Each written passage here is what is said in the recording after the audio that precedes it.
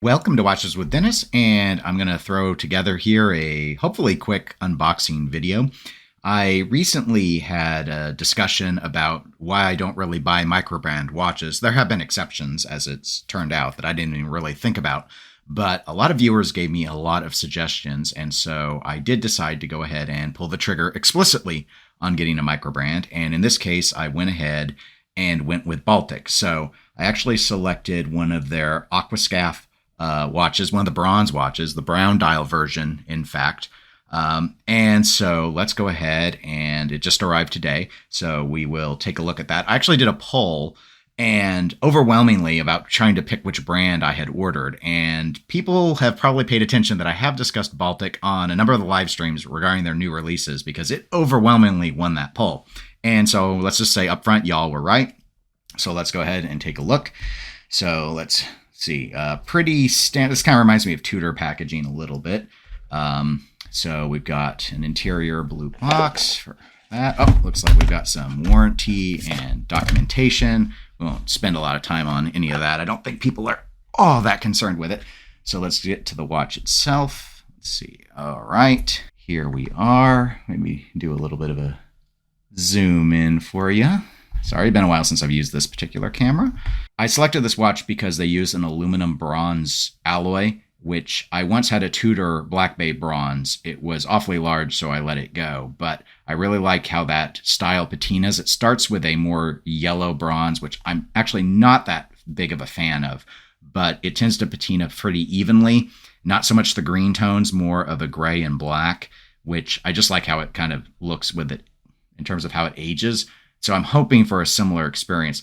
This would be the same diameter, 39 millimeters, as the Black Bay 58, which they do have in bronze at this point. However, again, I wanted to try a micro brand, and I think this one runs about a millimeter thicker, in part because of the significantly domed sapphire for this vintage look. But go ahead and get some shots on this. It might be some good footage for comparison versus what the patina ends up looking like. But let's go ahead and take a look at this watch. This comes on a tropical strap I've heard mixed things about.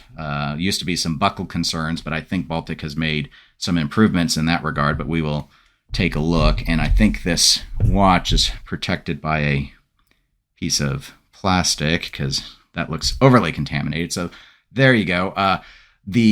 I really liked this sort of rich chocolate brown. I was hoping it would look good in person, and it does. They obviously do use a Fotina approach, but as I've noted, while I'm not inherently a fan of Fotina, when it is well balanced, like on the Omega No Time to Die Seamaster or on this watch, I think it executes really well.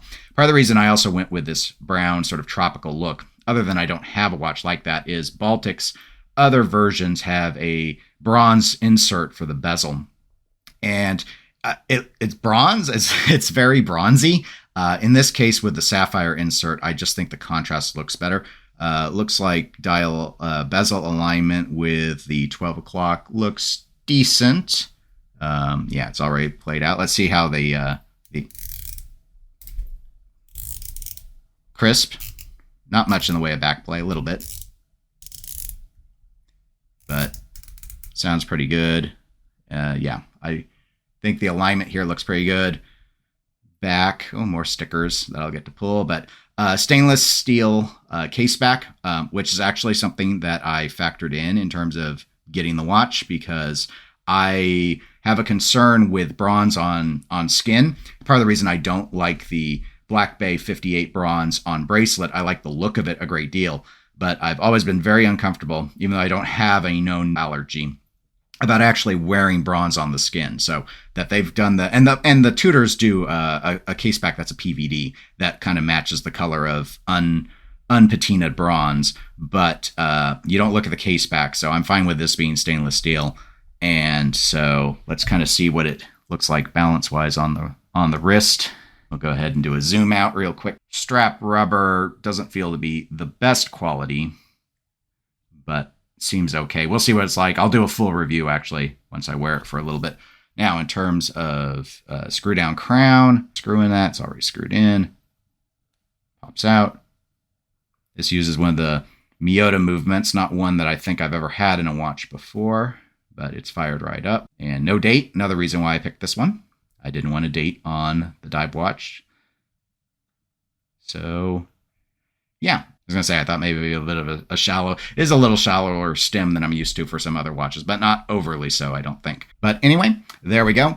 For those that aren't familiar with how I do videos on this channel, and when it comes to reviews, I normally wear the watch at least a week before I put a review out. So I will plan to do that and then come back with something a little more meaningful and going over the specifications, getting out the calipers and doing my own measurements and that sort of thing. But anyway, it arrived safely from France and just came in, so I look forward to starting to wear it. And thanks everyone for giving me various micro brand company suggestions to try out. We will see what I end up thinking about Baltic in the longer term. Other than that, if you enjoyed the video, please do give it a like. It helps the channel. Subscribe if you want to be automatically notified when I have new videos. And until the next one, take care, everybody.